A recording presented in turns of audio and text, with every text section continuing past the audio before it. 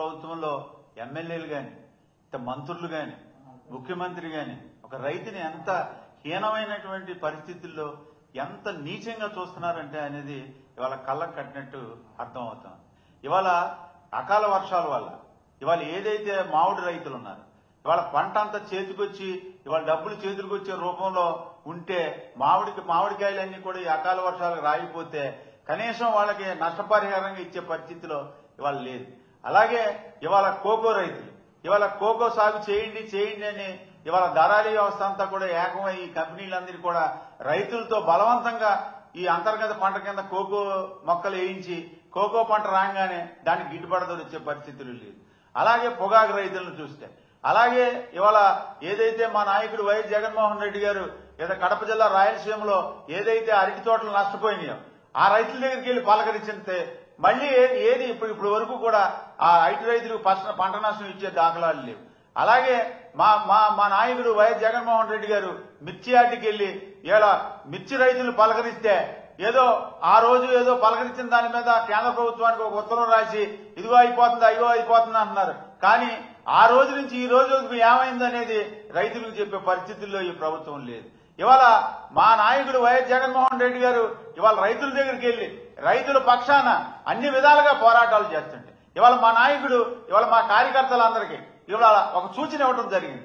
ఎక్కడైతే ఈ వరి ధాన్యం పంటలు నష్టపోతున్నారో ఆ రైతులందరికీ కూడా మీరు ధైర్యం చెప్పండి, ఆ రైతులకు తోడుగా మీరు పోరాటం చేయండి, ప్రతి గింజ కొనుగోలు చేసే విధంగా వైఎస్ఆర్ కాంగ్రెస్ పార్టీ కార్యకర్తలు పనిచేయండి అని ఇవాళ మా నాయకుడు సూచించడం జరిగింది. ఇవాళ మా నాయకుడు సూచిస్తే గానీ స్పర్శించే పరిస్థితుల్లో ఇవాళ ప్రభుత్వం లేదు. ఇవాళ దేశానికే వెన్నెముక రైతు, దేశానికి అన్నం పెట్టిన అన్నదాత రైతు అని చెప్పే ఈ ప్రభుత్వం అసలు ఏం చేస్తుందనేది ఎవరికీ అర్థం కాని పరిస్థితుల్లో ఇవాళ ఉంది. ఇవాళ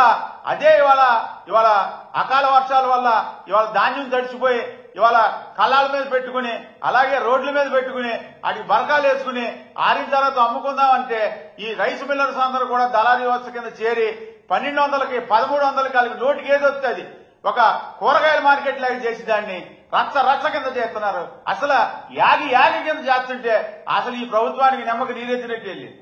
ఎందుకంటే గతంలో వైఎస్ జగన్మోహన్ రెడ్డి గారు ముఖ్యమంత్రిగా ఉన్నప్పుడు ఇలాంటి అకాల వర్షాలు అవి వచ్చినప్పుడు ఏదైతే కళ్ళాల మీద ఇవాళ రైతులు ఆరబెట్టుకున్న ధాన్యం ఉండి మళ్లీ రైతు ఆకాశాన్ని చూసి మళ్లీ ఎప్పుడు వర్షం వస్తుందో ఈ ధాన్యం రేటు ఏ విధంగా వస్తుందో అనే ఉద్దేశంతో ఉంటే అప్పుడు వైఎస్ జగన్మోహన్ రెడ్డి గారు ముఖ్యమంత్రిగా ఉన్నప్పుడు రైతు భరోసా కేంద్రాల ద్వారాగా ప్రతి గింజ కొనుగోలు చేసి ఏదైతే రంగుమారిన ధాన్యాన్ని కూడా కొనుగోలు చేసి ఇవాళ ఏదైతే ప్రభుత్వం ఏదైతే ధర పెట్టిందో ఎంఎస్పీల ద్వారాగా లేదా రైతు భరోసా కేంద్రాల ద్వారాగా పంట నమోదు కార్యక్రమాలు చేయించి ప్రతి గింజ కొనుగోలు చేసి ఇవాళ ప్రతి జిల్లాలో ఒక ఐఏఎస్ ఆఫీసర్ను పెట్టి రోడ్డు మీద ఒక గింజ కూడా కనపడకూడదు, రైతుకు ప్రతి గింజ అయితే రంగుమారిన ధాన్యంతో సహా మొలకొచ్చిన ధాన్యంతో సహా కొని రైతుకి లబ్ధి చేసినటువంటి ఆనాటి ముఖ్యమంత్రి వైఎస్ జగన్మోహన్ రెడ్డి గారు ఇవాళ పరిస్థితులు చూస్తే రైతు పట్ల ఎంత నీచంగా వ్యవహరిస్తున్నారంటే ఇవాళ మంత్రులు ఏమయ్యారు. ఇవాళ జగన్మోహన్ రెడ్డి గారు ముఖ్యమంత్రిగా ఉన్నప్పుడు ఒక మంత్రుల బృందాన్ని కానీ ఏ నియోజకవర్గంలో ఆ నియోజకవర్గాల్లో ఎమ్మెల్యేలు కానీ ప్రజాప్రతినిధులు కానీ జడ్పీటీసీలు కానీ అందరినీ కూడా రైతుల వద్దకు పంపించి రైతులు ఆధారపడొద్దు, ప్రభుత్వం మీకు అండగా ఉంటుంది, ప్రభుత్వం మిమ్మల్ని ఆదుకుంటుంది అని చెప్పేసి రకరకాలైనటువంటి ఫెసిలిటీస్ ఇచ్చి ఆదుకున్నటువంటి ప్రభుత్వం వైఎస్ జగన్మోహన్ రెడ్డి గారు ముఖ్యమంత్రిగా ఉన్నప్పుడు ఇవాళ పరిస్థితి ఏమవుతుంది? ఇవాళ వరకు ఇవాళ ఆక్వా రంగాన్ని చూస్తే ఇవాళ క్రాప్ హాలిడే ఇచ్చే పరిస్థితుల్లో ఆక్వా రంగం ఉంది. ఆక్వా రంగానికి మీరేం చెప్పారు? Aqua zone non aqua zone సంబంధం లేకుండా యూనిట్ ధర రూపాయల సబ్సిడీ ఇస్తామని చెప్పారు. మీరు 2019లో మీరు ముఖ్యమంత్రి అయినప్పుడు 2014లో మీరు ముఖ్యమంత్రి అయ్యి 19లో మీకు అయిపోయే టైంకి మీరు ఇలాగే చెప్పి 6 నెలల ముందు అన్ని వారికి ₹2 యూనిట్ ధరకు ఇస్తానని చెప్పి 6 నెలల నుంచి 6 నెలలకు ఎగ్గొడితే 340 కోట్లు డిస్కంలకి వైఎస్ జగన్మోహన్ రెడ్డి గారు ముఖ్యమంత్రి అవగానే కట్టిన దాఖలాలు ఉన్నాయి.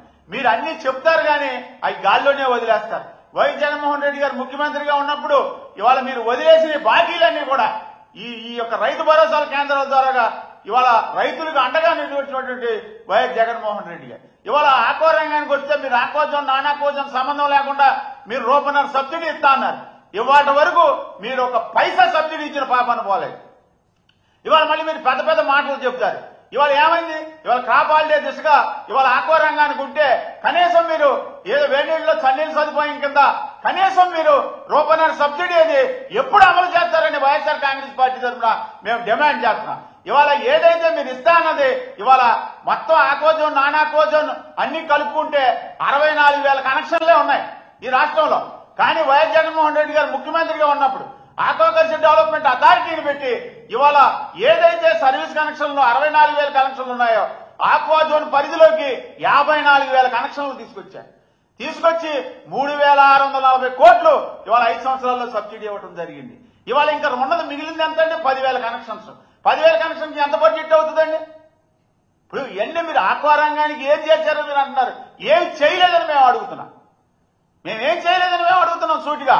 ఇవాళ ఏదైతే లబ్ధిదారుడు 3 నెలల నుంచి సబ్సిడీ పొంది ఒకేసారి తను మళ్ళీ డిస్క్వాలిఫై అయ్యి సబ్సిడీ పొందని పరిస్థితుల్లో ఉంటే ఎలక్ట్రిసిటీ డిపార్ట్మెంట్ డిస్కమ్ల నుంచి వాళ్ళకి నోటీసులు వెళ్ళి ఆ రోజుల్లో మీరు మళ్ళీ ఏదైతే 3 నెలల నుంచి మీరు ఏదైతే లబ్ధి పొందారో అది మళ్ళీ రోల్ బ్యాక్ కట్టండి అని చెప్పేసి ఈ విషయాన్ని ఆనాడు ముఖ్యమంత్రి వైఎస్ జగన్మోహన్ రెడ్డి గారి దృష్టికి తీసుకెళ్తే ఇవాళ ఏదైతే సీఎస్ గా ఉన్నటువంటి విజయానంద్ గారు అప్పుడు ఎనర్జీ స్పెషల్ సీఎస్ గా ఉన్నారు, ఆయనకి ఇమ్మీడియట్ ఇన్స్ట్రక్షన్స్ ఇచ్చి రోల్ బ్యాక్ చేశారు. 23 కోట్లు రోల్ బ్యాక్ చేసినటువంటి ముఖ్యమంత్రి ఆనాటి ముఖ్యమంత్రి వైఎస్ జగన్మోహన్ రెడ్డి గారు.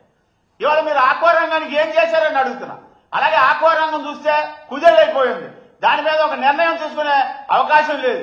ఇవాళ వైఎస్ జగన్మోహన్ రెడ్డి గారు ముఖ్యమంత్రి ఉన్నప్పుడు ఇవాళ ప్రతి గింజ ధాన్యం కొనుగోలు చేయడం జరిగింది. ఇలాగే మామిడి రైతులు ఎవరు ఉన్నారో కృషి విజ్ఞాన కేంద్రాల ద్వారాగా వాటిని రిజిస్టర్ చేసి యుఎస్ గాని ఇవాళ యూరోప్ కంట్రీస్ గాని ఎక్స్పోర్ట్ చేయడం జరిగింది. ఇవాళ మామిడి రైతులు వాడి పంట అంతా నాశనం అయిపోయి నేలపాలు అవుతే వాళ్ళకి అసలు వారి గిట్టుబాటు ధర లేకపోయినా సరే వారికి మనం ఆదుకునే పరిస్థితి ఏం చేశారని చెప్పేసి వైఎస్ఆర్ కాంగ్రెస్ పార్టీ తరఫున అడుగుతున్నాం. అలాగే పొగాకు రైతులకు మీరు ఏం చేశారని వైఎస్ఆర్ కాంగ్రెస్ పార్టీ తరఫున అడుగుతున్నాం. అలాగే కోకో రైతులు ఇవాళ కోకో రైతుల పరిస్థితి దయనీయ పరిస్థితుల్లో ఉంటే ఈ ప్రభుత్వం ఏం చేస్తుందని చెప్పేసి వైఎస్ఆర్ కాంగ్రెస్ పార్టీ తరఫున అడుగుతున్నాం. అలాగే వరి ధాన్యం రైతుల్ని మోసం చేసి మిల్లర్స్ అందరూ కలిసి 1,200కి 1,300కి నానా యాగి చేసి కొని ఇవాళ సంచులుంటే సరుకుంటే సంచులుంటే ఈ యొక్క మిల్లర్స్ అందరూ కూడా ఏకమై ఇవాళ ధాన్యం కొనుగోలు చేసే ప్రయత్నం లేదు. మీరు పంట నమోదు కార్యక్రమం చేయలేదా? కేవైసీ నుంచి చేశారు కదా. చేసినప్పుడు ఎంత అంచనా పంట వస్తుందని మీరు తెలీదా? ఇవాళ రైతు పండించిన పంట ఎక్కువ పంట వచ్చిందని రైతు సంతోషపడుతుంటే ప్రభుత్వం బాధపడుతున్నట్టు కనపడుతుంది. అంటే రైతు పండించిన పంట ఎక్కువ పంట రావటం వల్ల ఈ ప్రభుత్వానికి బాధ కళ్యాణంలో నీళ్ళు వస్తున్నట్టు కలుగుతుంది. ఎక్కువ పంట పండిందని చెప్పి రైతు కళ్ళల్లో ఆనందం కనపడుతుంటే ఈ ప్రభుత్వానికి కన్నీరు కారుతా ఉన్నది, బాధపడతా ఉన్నది. అంటే పండించిన పంటకి ధర ఇవ్వలేని ప్రభుత్వం మీ ప్రభుత్వం ఉందా లేదా? వైఎస్ఆర్ కాంగ్రెస్ పార్టీ తరఫున ఒకటే డిమాండ్ చేస్తున్నాం. కోకో రైతులకు కానీ పొగాకు రైతులకు కానీ అలాగే మామిడి రైతులకు కానీ అలాగే వివిధ పంటలు ఏదైతే పండిస్తున్నారో ప్రతి రైతు తరఫున వైఎస్ఆర్ కాంగ్రెస్ పార్టీ తరఫున మేము డిమాండ్ చేస్తున్నాం. రైతులకు తక్షణమే నష్టపరిహారం ఇవ్వాలి, ఆక్వా రైతుల్ని ఆదుకోవాలి. లేని పక్షంలో వైఎస్ జగన్మోహన్ రెడ్డి గారి నిర్ణయం మేరకు ఈ రాష్ట్రంలో ప్రతి జిల్లాలో ప్రతి మండలంలో ఆందోళన కార్యక్రమం చేస్తాం. రైతులకు అండగా వైఎస్ఆర్ కాంగ్రెస్ పార్టీ ఉంటుంది.